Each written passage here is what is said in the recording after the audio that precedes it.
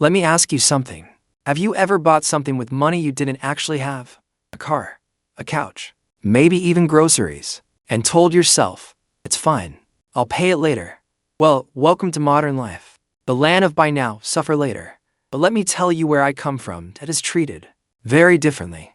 I'm Jewish. And no, that doesn't mean I keep my cash under a mattress or haggle over cucumbers.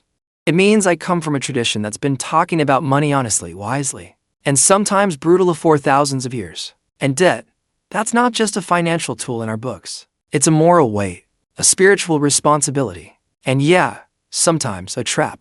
But here's the thing. We don't just say don't borrow. That would be too simple. Instead, we ask, why are you borrowing? Who are you becoming when you owe someone? See, already more interesting. So, let me walk you through how Jews view debt and why, in many ways, it's smarter. Not because we're smarter, just because we've been burned enough times in history to develop a bit of wisdom, you know? Let's start from the beginning. In the Torah, our foundational text, the one Christians call the Old Testament, there are strict guidelines around lending and borrowing. But here's the kicker. Lending wasn't supposed to be about profit. It was about helping. Yeah. Shocking, I know. In Deuteronomy, it says, if you lend money to any of my people who are poor, do not be like a moneylender. Charge no interest. That's wild. Imagine a bank doing that today. Here's a loan. No interest. Just because you're my neighbor. Yeah, right? Try that at Chase. But the idea here is ancient. That should never become a tool to enslave someone. Because historically, that's what it was. In ancient times, if you couldn't pay your debts, you didn't get a bad credit score. You got sold, or imprisoned, or worse. So the Jewish system came up with a few guardrails. First, there's the Sabbatical Year. Every 7th year, all debts are released. Poof. Gone. Imagine that. You owe Visa 10 grand and then, boom, your 7 rolls around. Clean slate. Now, of course, modern Jews don't literally cancel all debts every 7 years. That would cause some, let's say, accounting issues. But the spirit of it, that sticks. Don't let a person drown in debt. Don't let money become a chain around someone's neck. And then there's the Jubilee. Every 50 years, not only were debts forgiven, but land returned to its original families. Why? Because the system recognized, over time, some people win, some people lose. And if you don't reset occasionally, inequality becomes permanent. Sound familiar? It's like Monopoly. You know when someone owns everything and you're just going around the board, paying rent, praying for a miracle? That's what Jubilee prevents. It flips the board every few rounds. Now, I'm not saying we should go cancel everyone's mortgages tomorrow, although that would be nice, but maybe we should think more deeply about how debt accumulates, who benefits, and who it crushes. Let's talk modern life for a second. Today, debt is marketed like a lifestyle. Credit cards, student loans, payday loans. It's all packaged in sleek design with rewards points and cash back and no interest for 12 months glitter. But here's what that looks like in practice. A guy I know, we'll call him Daniel, got his first credit card at 18.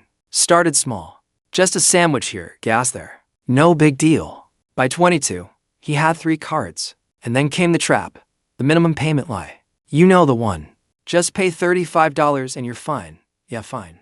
While the other $1,000 to $100 quietly grows in the dark like a financial mold. Daniel didn't feel in debt, but he was. And by 28, when he wanted to start a business, guess what? His credit score said nope. His income said nope. And all those little sandwiches and gas station snacks came back to haunt him.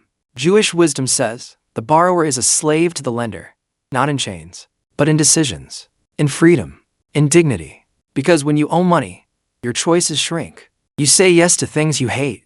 You say no to things you love. You're always working for someone else's timeline.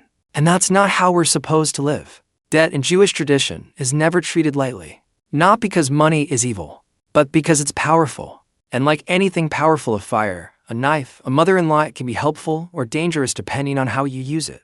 Now let me be clear. Sometimes debt is necessary. Emergencies happen. Opportunities appear. We're not anti-loan. We're anti-carelessness. There's a difference. There's a Talmudic saying, be careful with a penny, and you'll be trusted with a treasure. In other words, responsibility isn't about how much money you have. It's about how you treat the money you have. Jews are taught early, live below your means. Not because it's trendy, but because it's wise. Save like you're going to lose your job tomorrow. Give like you've already paid off your house. And never borrow to impress someone who wouldn't lend you $5 anyway. That one's not in scripture. That's just experience talking. There's also something else, community. In Jewish communities, especially in older generations, borrowing didn't start with a bank. It started with people. You go to your uncle, your neighbor, your rabbi. They'd know your name. They'd know if you were trustworthy. And if you weren't, you didn't get the loan. It created accountability. And honestly, embarrassment, which sometimes is a better deterrent than interest rates. We've lost that in a world of anonymous apps and one-click approvals. Now, before I start sounding like a grandpa on a porch yelling about back in my day, let me say this: modern tools can be good. A mortgage can help build a family's future. A loan can fund education. Even credit cards can be helpful and this is a big if you pay them off each month. But the Jewish view reminds us, never confuse access with wisdom. Just because you can borrow doesn't mean you should. And just because something feels normal doesn't mean it's healthy. Think about it. In today's world, being in debt is more common than being debt-free. That's insane. It's like saying, everyone has a cold, so I guess sneezing is just part of life now. No. Maybe we need better hygiene, financially speaking. So, what can we learn? Start by asking questions. Not how much can I borrow, but what happens if I do?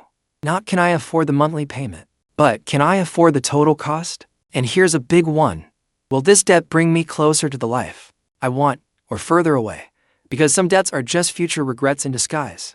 And trust me, Jews know a thing or two about regrets. We have an entire holiday, Yom Kippur, just for listing them. At the end of the day, here's the smartest part of the Jewish view on debt. It's not about the money. It's about the soul.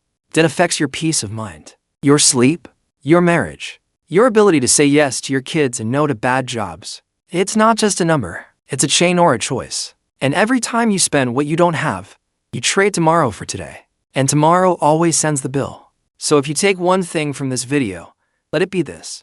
Money should serve you, not scare you. Debt should be a tool, not a trap. And wisdom, well, that never goes out of style. Thanks for listening. If this helped you understand things a little better or at least made you laugh once, stick around. I've got more where this came from.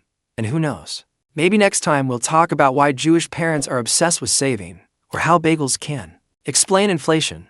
Yes, really. Shalom and be smart out there.